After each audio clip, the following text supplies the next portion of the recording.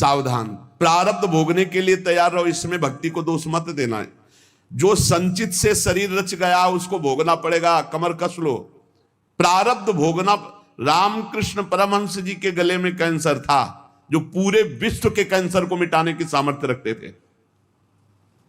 भीष्म पितामह जी को पूर्व प्रारब्ध सांप को एक बबूल के पेड़ में फेंक दिया था तो कई दिनों में तड़प तड़प के मरा था, उसका प्रारब्ध बना था करके 6 महीना बाणों की सैया पे। अखंड बाल ब्रह्मचारी, महाभागवतों में गणना है, 12 महाभागवतों में महावीर, संकल्प सिद्ध महापुरुष, 6 महीना बाणों की सैया पे। या तो बहुत विचित्र विचित्र, मत फंसो, बात सत्संग की सुनो। अवश्य प्रारब्ध भोगना पड़ता है, भागो मत किसी के पास कि हमें कोई जंतुर बना देगा, कोई आशीर्वाद दे देगा, किसी भी तरह से इस तरह से हम ठीक हो जाएंगे, ऐसा भाई नहीं है। अगर ऐसा होता तो बड़े बड़े सिद्धों को प्रारब्ध भोगना ना पड़ता। आप विश्वास कीजिए, बहुत बड़े बड़े महापुरुषों को कष्ट शारीरिक भोगने पड़े हैं, चाहे कोई भी हो। आप जिन जिन महापुरुषों के सानिध्य में देखा, अरे भाई इतना कठोर तप और भजन और शरीर का प्रारब्ध आया तो पैर में कीड़े पड़ गए। आप नहीं समझते, प्रारब्ध बहुत बलवान होता है। ये सब भगवान की माया का खेल है। प्रारब्ध शरीर का बड़े बड़ों को भोगना पड़ता है, उसको मिटाने की चेष्टा न करके भजन करके सहते हुए भगवत प्राप्ति की तरफ चलो। इसीलिए आज तक बड़े बड़े महापुरुष, भाई जी सर्वज्ञ महापुरुष हो गए थे, सर्वज्ञ। एक परिवार बहुत त्रसित था, अर्थ का व्यापार कर करके हार गया था, कर्जा हो गया था, अर्थ नहीं था, खाने को नहीं था, बेटियां ब्याह के लिए थी, परिवार बड़ा था। उसने विचार किया आज रात के 12 बजे अपने शरीर को छोड़ देंगे। शाम टाइम गाड़ी दरवाजे पे लगी और उस गरीब आदमी के दरवाजे गाड़ी, वो घबरा गया कि क्या हो गया, हमारे पास कौन है, कोई रिश्तेदार नहीं, कोई मित्र नहीं, कोई हम पर। गाड़ी से भाई जी उतरे, भाई जी को कभी देखा नहीं था, अपने आप अपने घर जैसा भाई जी अंदर जा रहे हैं। वो अवस्था ज्येष्ठ श्रेष्ठ, इसलिए कहा बाबूजी कैसे आप, कहा आपसे ही बात करनी, थोड़ा एकांत में चलिए आप। तो बड़ा आनंद मिल रहा था, कोई संशय नहीं हो रहा था, क्योंकि भगवत प्राप्त महापुरुष वो बावरा हुआ जा रहा था कि मानो हमारे घर भगवान ही आए हैं। कमरे में ले गया, बोले दरवाजा बंद कर लो, बंद किया। बोले भाई आज तुम रात्रि के जो करना चाहते हो इससे जीव की बहुत दुर्गति होती है। ये बात उसने किसी से कही नहीं थी और भगवान तुम पर बहुत प्रसन्न है। एक थैले से मोटी गड्डी निकाली रुपए की और कहा ये लो, इससे जो तुम्हें लगे उचित व्यापार करना, अगर व्यापार में हानि होती तो भी चिंता मत करना, ये ना पैसे वापस करने, ये आपके हैं। और कुछ दिन लगातार ऐसे ही आपके पास पैसे आते रहेंगे, जिनसे आपका बेटी का भी ब्याह हो जाएगा। बड़े बड़े धनी मानी भाई जी के चरणों से जुड़े थे, तो धन का प्रथम सदुपयोग यही है, इसलिए भाई जी प्रेरित कर देते थे। अब वो रो के चरणों में गिर गया, मेरे भगवान आपके। भाई जी ने कहा नहीं, भगवान आपको बहुत प्यार करते हैं। उन्होंने ऐसे सर्वज्ञ महापुरुष जो सब बात, एक आदमी कंबल ओढ़े हुए, आप पढ़ लेना चरित्र में, मुंह ही नहीं खोल रहा था, उसे कई लोग लाए हुए थे। भाई जी ने कहा क्या हो गया, बोले शरीर छोड़ना चाहता है और आप ही समझा सकते हो। भाई जी ने कहा क्या है, कंबल क्यों ओढ़े हो, हटाओ कंबल। जो ही कंबल हटा, मवाद बह रहा था, गलित कुष्ठ पूरे शरीर। बोले भाई जी से कहा कि बाबूजी अब ऐसे में शरीर रखना उचित है या त्याग देना। भाई जी ने कहा अरे शरीर श्री कृष्ण प्राप्ति के लिए गले से लगा लिया। वो चीख पड़ा, अरे नहीं मेरा घृणित शरीर, खत्म। ऐसे महापुरुष अपने उदर के कैंसर में भारी पीड़ा से युक्त शरीर का त्याग किया है। आप सोचो, जो चुटकी बजाते भजन बल से प्रारब्ध नष्ट कर सकते हैं, अपने ऊपर लेकर के प्रारब्ध बड़े बड़ों को भोगना पड़ता है। भीष्म पितामह के रोम रोम में बाण लगे थे, शरीर में 2 अंगुल जगह भी नहीं बची थी जहां बाण ना लगा हो। इतने बाणों से विद्ध होने पर भी वो हर समय श्री कृष्ण सुमिरन कर रहे थे। वृंदावन में रामकृष्ण दास जी बड़े भारी महात्मा थे, उनको भी कैंसर हो गया। प्रारब्ध के भोग भोगने पड़ते हैं। प्रारब्ध के भोग में यदि दृष्टि बदल सकती है तो कोई संत महात्मा पहुंचा हुआ उसे मिटा सकता है। वो भी मिटाते क्या है, सब समेट के अपने ऊपर ले लेते हैं। आप सच्ची मानिए, संतों की कृपा हम कैसे। आपने कई बार सत्संग में सुना होगा, अपने ऊपर प्रारब्ध लेकर अपने पैर को कटवा दिया, लेकिन एक गरीब आदमी के कैंसर को अपने ऊपर लेकर मिटा दिया। ऐसे तो बहुत से संतों के चरित्र देखे गए। हम लोगों को चाहिए कि प्रारब्ध मिटाने की कोशिश न करके भजन करके भगवत प्राप्ति की चाह करें। भगवान सबके मन में ही बैठे हुए देख रहे हैं। मन से ही दुख सुख होता है। जब आप भजन करेंगे तो प्रारब्ध का आपको दुख नहीं होगा, भोगने में बड़ा आनंद आएगा। भला दुख भोगने में आनंद आता है, लेकिन आनंद आता है कब? जब मन भगवान से जुड़ा होता है। आप ये समझ लीजिए, दुख भोगने में बड़ा आनंद आता है जब मन भगवान से जुड़ा होता है। मन में भगवान बैठ जाते, आनंद ही आनंद। प्रारब्ध का भोग 3 प्रकार से होता है, एक स्वेच्छा से, एक अनिच्छा से और एक परेच्छा से। हमारे मन में हमारा प्रारब्ध भोग प्रेरणा करता है और हम कुछ अपने साथ गलत कर बैठते हैं। गलत चेष्टा, वो बहुत बुरा प्रारब्ध होता है। जैसे जल में छलांग लगा दी, पेड़ में लटक गए, आग में कूद गए, जहर खा लिया या कुछ ऐसा, ये बहुत बुरा प्रारब्ध होता है। इससे बचना असंभव सा है। अगर उसके पहले सत्संग मिल जाए, कोई संत कृपा कर दे, भाव बदल जाए, तो बहुत से लोग हैं जो अपने भावों को बदल चुके सत्संग से।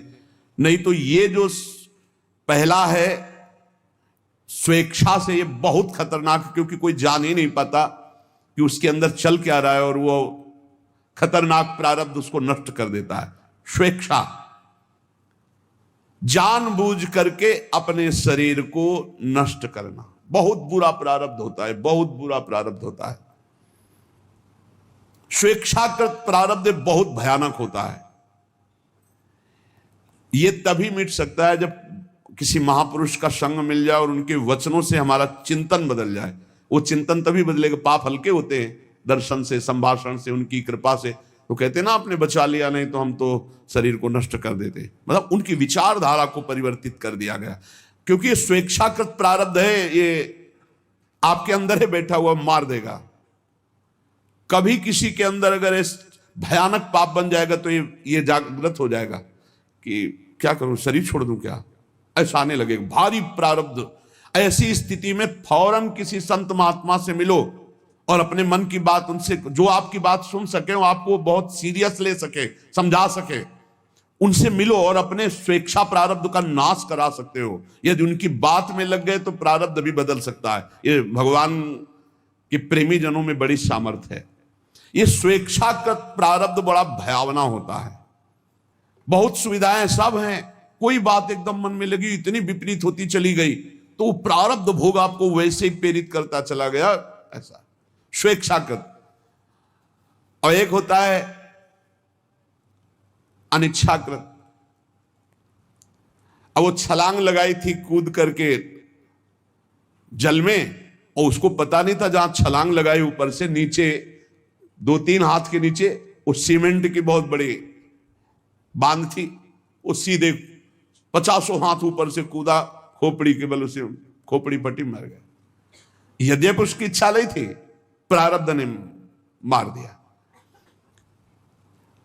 अनिच्छा प्रारब्ध, आप जा रहे हैं, अचानक पैर फिसला, मुंह के बल गिरे, अचानक पैर फिसला, हाथ पैर टूट गए, आप चाह नहीं रहे। ये एक है चाह वाला स्वेच्छा प्रारब्ध और एक है ये अनिच्छा प्रारब्ध। अनिच्छा प्रारब्ध संयोग बना देता है।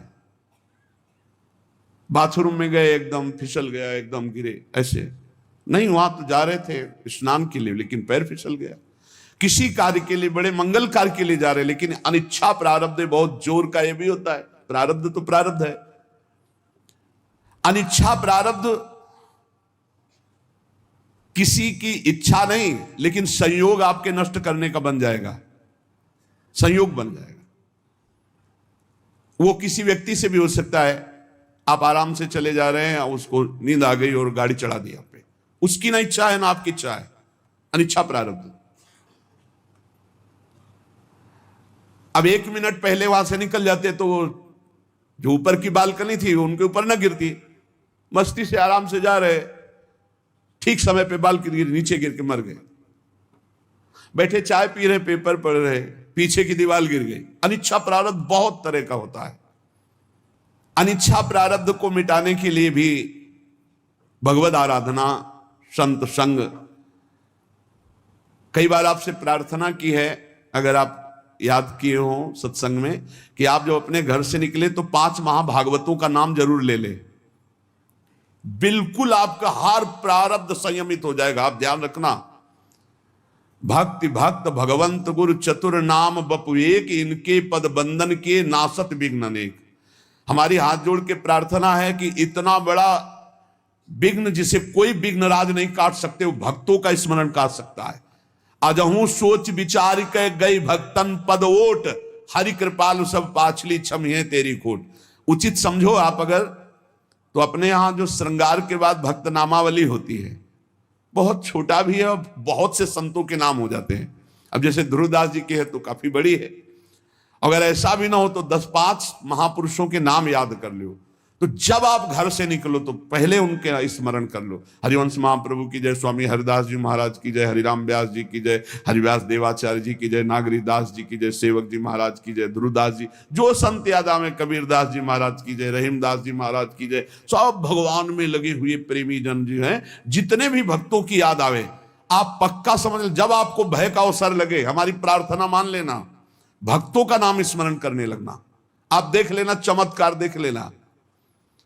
इनके पद बंधन के नासत विघ्नाने, अजहू सोच विचार के गई भक्तन पदोट, हरि कृपाल सब पाछली क्षमे तेरी। बड़े बड़े संकटों को, प्रारब्धों को ऐसे भक्ति स्मरण नष्ट कर देगा। घर से निकलो सुरक्षित रहने की भावना में, आप भक्तों का स्मरण तो जरूर करके निकलो। भगवान के स्मरण से भी जोरदार पावर भगवान के भक्तों के स्मरण में। ये बात तुम्हारी समझ में आ जाए तो बात है। हरि को पुकारो लाखों बार, और हरि के प्रेमी का एक बार नाम ले लो तो उतना काम बन जाएगा। भक्तमाल जी में लिखा है। यह अनुभव की बात कहते हैं और बड़े हृदय की बात है। अगर आपको पकड़ में आ जाए तो आ जाए। अनिच्छा प्रारब्ध बहुत भयानक होता है। स्वेच्छा प्रारब्ध तो कुसंग से होता है, जो सत्संग नहीं मिला है तो चलता रहता है, फिर वो निकृष्ट भावना। अनिच्छा प्रारब्ध आपकी इच्छा नहीं, सामने वाले की इच्छा नहीं, घटना भक्त चिंतन। जब घर से निकलो तो 5 भक्तों का कम से कम स्मरण। ये बिहारी जी के सामने हमको भक्तमाली जी ने बताया था। ऐसे बिहारी जी तो हमें उस दिन यही समझा कि बाकी बिहारी जी हमें उपदेश कर रहे हैं।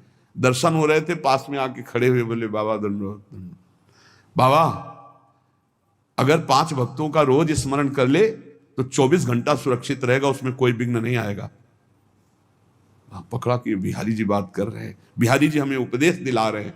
देखो, आंख खुलते ही गुरुदेव भगवान, आंख खुलते सबसे पहले गुरुदेव भगवान को नमन, फिर जो स्वाभाविक चिंतन चलता है, और फिर जे भी टहलने के लिए बस शुरू। प्रहलाद नारद पराशर पुंडरीक व्यास अम्बरी सुख सौनक भीष्म दालव्यान रुक्मांगदा अर्जुन वशिष्ठ विभीषणादीन पुण्यानि मानि परम भागवतान ईश्वरामि वाल्मीकि सनकासन नंतरुर व्यासो वशिष्ठो भृगुर जाबालिर जमदग्नि कच्छ जनको गर्गोंगिरा गौतमा मानधाता ऋतुपर्ण वैन्य सगुरो धन्यो दिलीपो नलहा पुण्यो धर्म सुतो ययाति नवसो कुर्वन्तनो मंगल हमसो इन साधुनसो पंग। शुरू भक्तों का नाम पहले मान लो। अगर ये बात मान लोगे तो जान जाओगे, जीत जाओगे। जिसने भक्तों की ओट ले ली, भगवान सर्व मंगल कर देते। हमारी प्रार्थना मान लेना।